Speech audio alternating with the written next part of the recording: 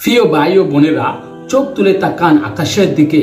কালো মেঘ জমে হঠাৎ এক ঝলক আলো, এক মুহূর্তে আকাশ বিদীর্ণ হয়, মেঘ কেঁপে ওঠে। এটা কেবল একটা প্রাকৃতিক ঘটনা নয়, এটা আল্লাহর পক্ষ থেকে এক সতর্ক সংকেত, এক মহাশক্তির প্রকাশ।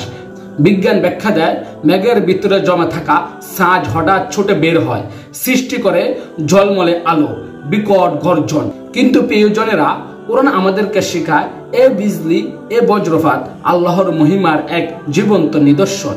সূরা রআদে আল্লাহ বলেন, তিনি বিজলি দেখান ভয় আর আশার বাণী দিয়ে। মেঘের গর্জনে ফেরেশতাগণ আল্লাহ তাসবিহ পাঠ করে।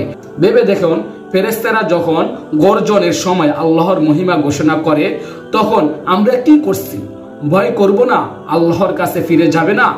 এই আলোকস্যটা আমাদের স্মরণ করিয়া দেয় আমরা দুর্বল আর মহান হলেন একমাত্র আল্লাহ।